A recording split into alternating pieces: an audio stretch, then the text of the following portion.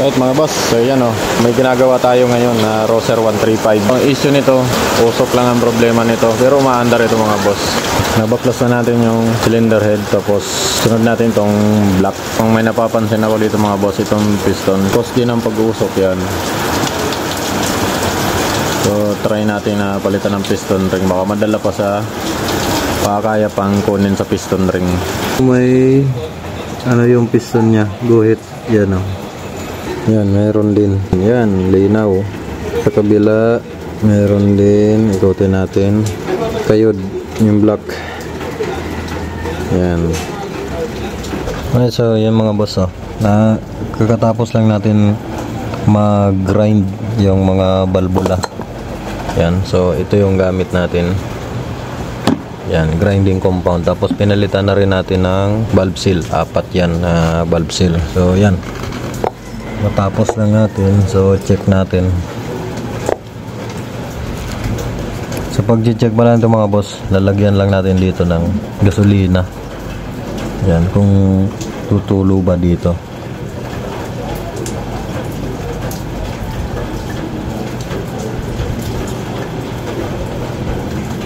Puno. Check natin mga boss.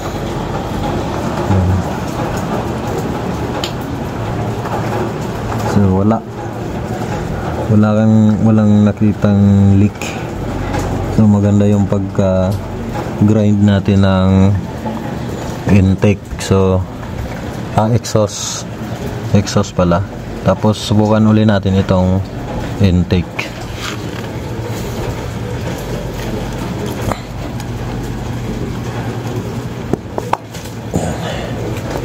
Yan, intake.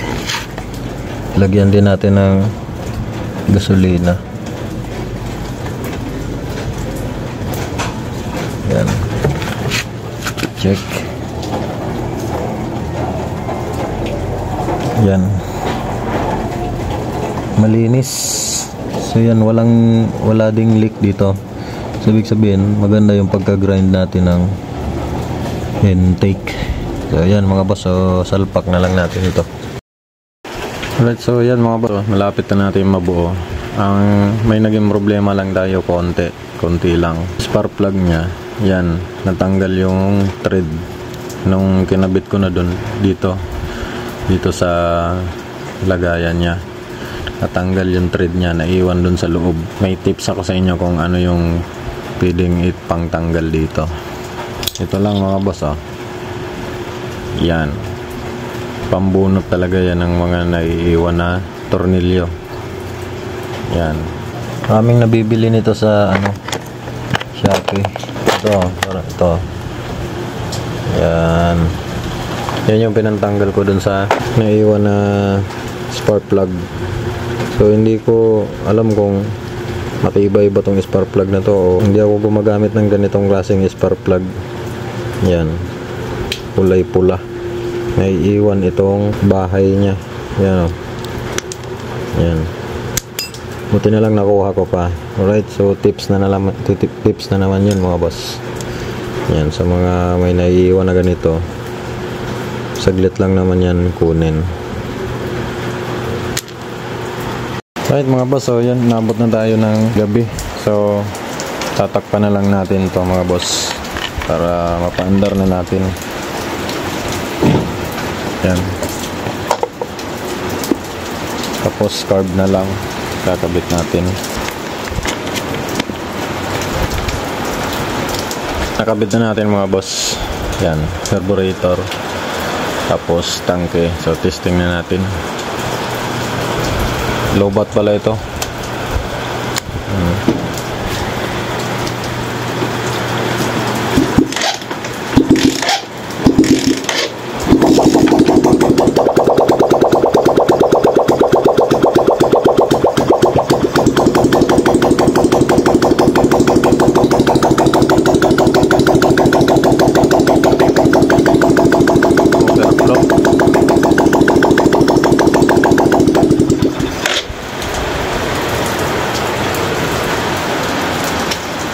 Overflow siya dito.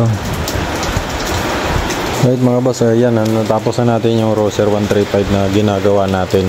So yan, Inabot na tayo ng alas 9 na ng gabi.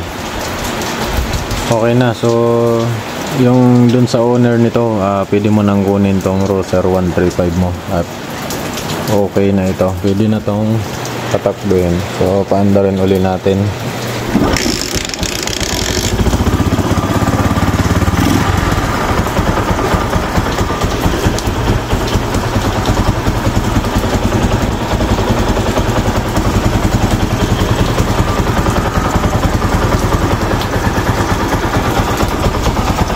Yan, napakaganda na ng ganyang minor. Tahimik na tahimik, tapos nawala na rin yung usok niya. Yan.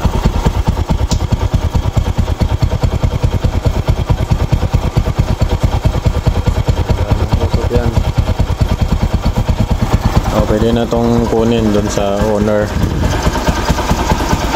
Yan. Wala kasi itong airbox dito. Wala siyang kasama. Pero yung makina sobrang tahimik na. Alright, so yan lang mga boss.